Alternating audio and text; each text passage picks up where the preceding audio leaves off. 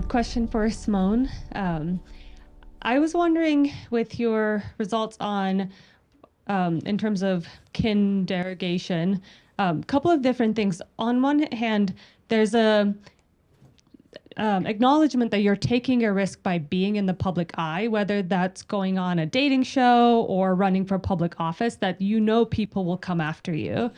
I think at this point, it still hurts for people to receive these negative comments, but at the same time, it's part of the expectation of what tends to happen. So how do people, is that one of the justifications people might have, that by running for office or by going on Love is Blind, you are accepting to receive these comments about yourself or even about your family or about your company? Because sometimes people go after people's businesses as a result of their fame. And then the other piece of it is, in your experiments, the son or the relative never reads it. So I think it might be different from going directly after the Instagram messaging the son, or going up to the son and punching the son, compared to punching the politician, that it might have a different degree of satisfaction and whether or not the other person will feel sad. Thank you. So let me take the second part first, because it's much more straightforward. So why did we have the son not seeing the comment? It's to control for how much quantifiable suffering that there might be, right? So if the son sees it and the father sees it, then you have two people suffering, versus in the politician condition, only the father sees the comment about himself. So as much as possible, we wanted to the extent you can quantify suffering, right, keep them as equivalent as possible. So that was where that came from. Or so you have the politician, if it's public, it's about the politician, but the son reads it as well, that the son sees. Yeah, that's another possibility. About the dad. Right. Yeah, that's another possibility for sure, to make them equivalent. And in that case, I would have to think about whether having the son also see it makes people, having the son also see the derogation of the father makes people think that the son is also suffering, and because it's a little kid now suffering to see his father being derogated, that the effect might wash out, or we might see a different kind of effect than the one that we were theorizing about. Yeah, but thank you for that. And then with regards to your first question, I think that's very interesting, because just to tell some of you a little bit about myself. So part of what I study is humanization and dehumanization. And one of the perspectives of humanization is that what makes us humans are two broad aspects. So the ability to do, to think, to act, and then the ability to feel. And talk to different theorists, and they will call these things differently, but that's generally the gist. And so with politicians, with businessmen, what you see is that they tend to cluster in the high agency and low emotional experience space. And so if a politician or a CEO were to go on a dating show, I think that they would experience, we would replicate this effect there. But let's say we have an artist, right, who people usually associate with the tortured artist stereotype, you know, the highly emotional, but not being able to make money, low agency, right? Then I think we might not be able to see that effect much more clearly. To your point, though, about, do people expect, if you're in the public eye, to be derogated? I think that can exacerbate the effect, in that I totally agree. You know, once you're in the public eye, at least in American culture, you're fair game. And that's what sometimes politicians say too. I'm running for office. I'm in the public eye. My decisions are noted publicly, so I'm fair game. I get it, but my children are not. So thank you. But if I may now ask you a question back, given so I'm tying this a little bit with what Larissa was talking about yesterday, the developmental psychological morality side.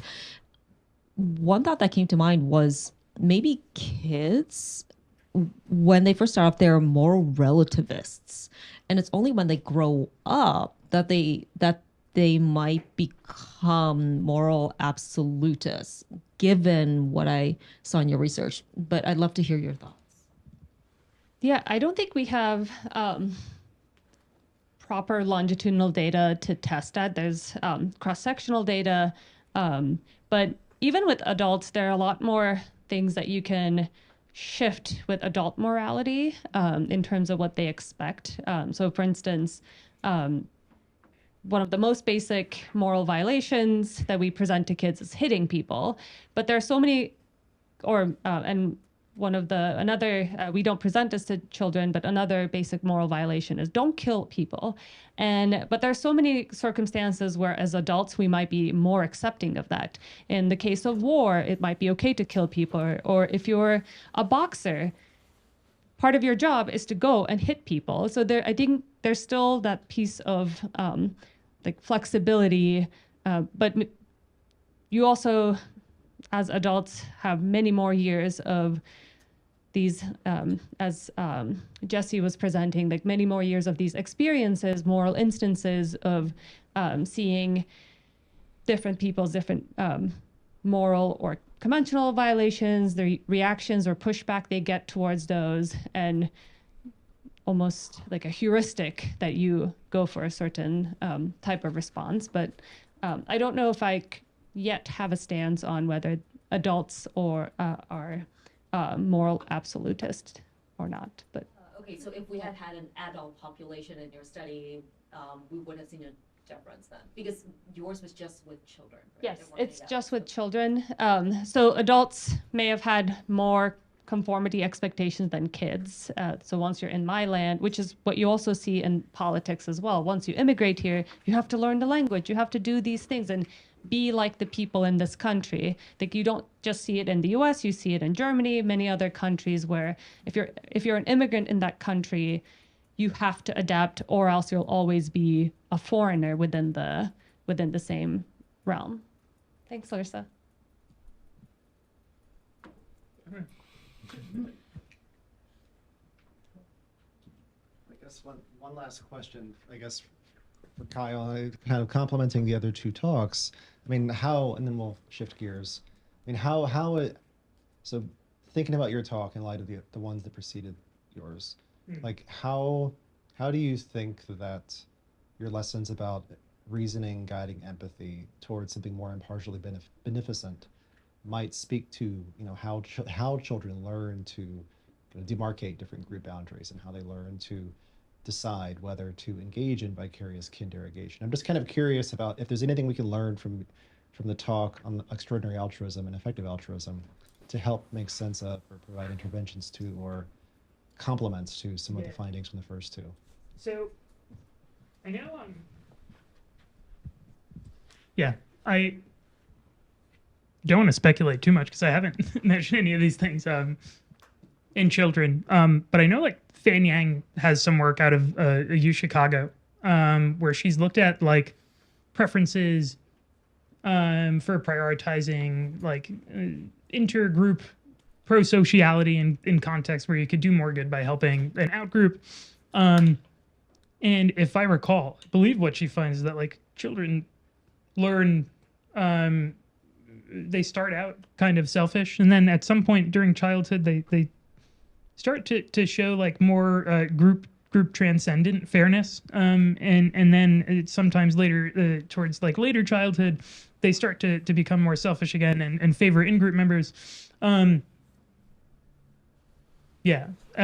interested in looking at how parochial biases generally develop in children, but I don't have data to speak to it yet, and I'd be interested in looking at when that happens with empathy in particular, when it becomes more parochial. And I know Maddie Wilkes has a lot of work looking at like the moral circle development in children as well.